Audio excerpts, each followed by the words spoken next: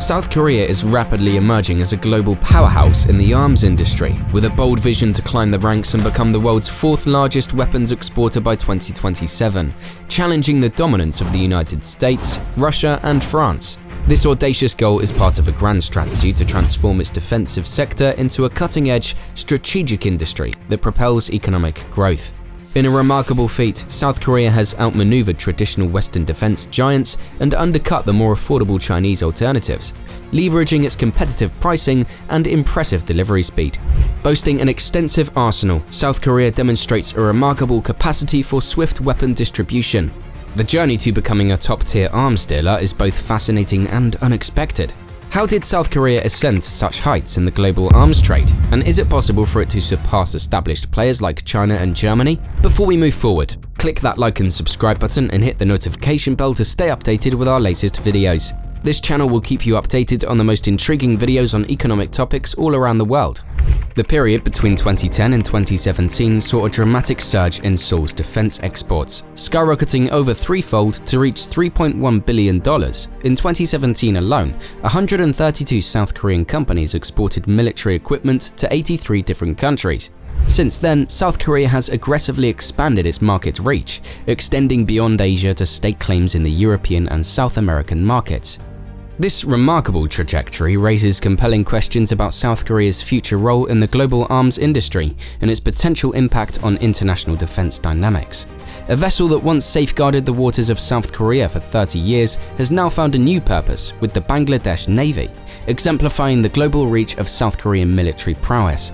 This vessel's journey reflects a broader trend, as numerous nations around the world now deploy South Korean military equipment. In a significant rise in the global defense market, South Korea claims the position of the 9th largest weapons supplier worldwide from 2018 to 2022, surpassing established arms exporters like Israel, the Netherlands, and Turkey. In the wake of Russia's invasion of Ukraine, Poland, situated next to Ukraine and near Russian ally Belarus, forged a significant arms agreement in August 2022 with South Korean firms.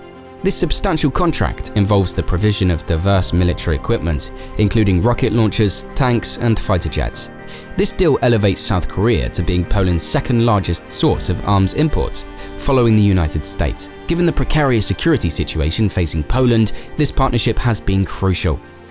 The South Korean defense industry's collaboration with the United States has ensured that its armaments align with NATO standards, a critical factor for Poland as a NATO member. This alignment signifies that the military hardware conforms to shared specifications, making it operable within the NATO framework. Remarkably, the initial delivery under this agreement, marking South Korea's largest ever arms deal, was completed in just over 3 months. This efficiency contrasts sharply with the European defense industry's pace, as exemplified by Hungary's experience. In 2018, Hungary ordered 44 Leopard tanks from Germany, yet 5 years later, only a single tank has been delivered. This comparison underscores the robust position of South Korea's defense industry relative to its European counterparts, especially in terms of delivery, speed, and meeting international standards.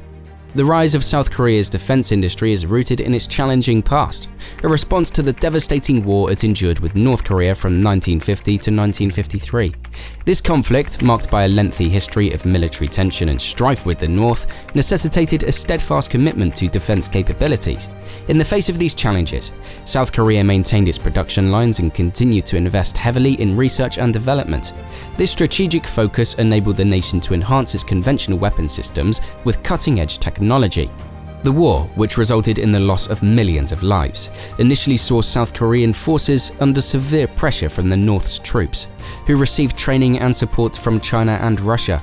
This harrowing experience emphasized the critical need for South Korea to develop a strong and technologically advanced defense industry, a legacy that continues to shape its strategic priorities and capabilities to this day. As the Korean War neared its conclusion in 1953, the United States, acting under a United Nations mandate, intervened to support South Korea. This pivotal moment laid the foundation for a lasting alliance between the two nations. Despite the cessation of active combat, South Korea and North Korea remain in a state of technical warfare, as a formal peace treaty was never signed. The legacy of the war, coupled with intermittent conflicts over the years, still casts a long shadow over South Korea, influencing both its national psyche and ongoing defense strategies. South Korea began intensifying the development of its domestic defense industry in the 1970s, driven by North Korean provocations in 1968 and the reduction of US troops in 1971. During this time of rapid economic growth, known as the Miracle on the Han River, the military benefited but still relied on foreign technology. Since the 1970s, South Korea has launched various programs to enhance heavy industries like shipbuilding and produce local defense products, including machine guns, artillery, and tanks. In 2018, President Moon Jae-in introduced Defensive Reform 2.0, aiming to lessen dependence on foreign defense technology and strengthen South Korea's own defense systems.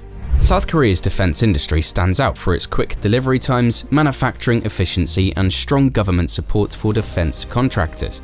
Its defense products are cost-efficient yet high in performance, capabilities, and firepower. Additionally, major Korean defense companies are highly responsive to customer feedback, further boosting their competitiveness in the global market. The logistics support system in place is hardy, leading to high customer satisfaction in after-sales services. Defense contracts are subject to the policies of the current government, which can vary with political changes. This variability raises concerns, such as the potential impact of a new government in Poland on ongoing negotiations for a second defense deal. There is also a push for technology transfers to stimulate job creation and enhance domestic production capabilities. As a newcomer to the global defense market, there is a strategy to collaborate with foreign global businesses and local suppliers. This approach not only aids in the development of local industries and economies, but also involves setting up facilities, thereby generating employment and contributing to research and development and technological advancement. The Korean government's supportive stance bolsters these efforts. However, the competitive landscape in the defense industry is challenging. Established defense industries in other countries like France, with its strong reputation as an exporter of reliable weapon systems, poses a significant challenge.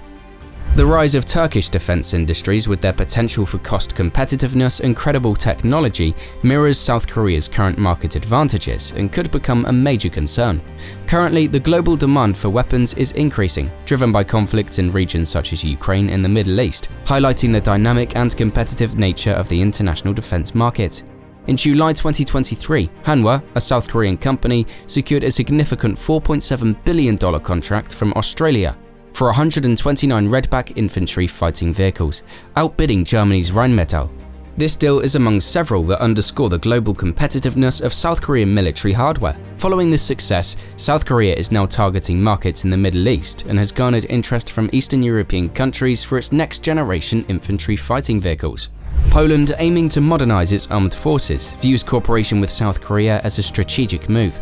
This partnership aligns with Poland's objectives to replace outdated post-Soviet equipment, expand the size of its army, and enhance its domestic defense industry through foreign collaborations.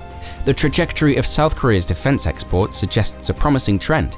If this momentum is sustained until 2027, South Korea is on track to become one of the top 4 defense exporters globally by that year, marking a significant rise in its position in the international defense market.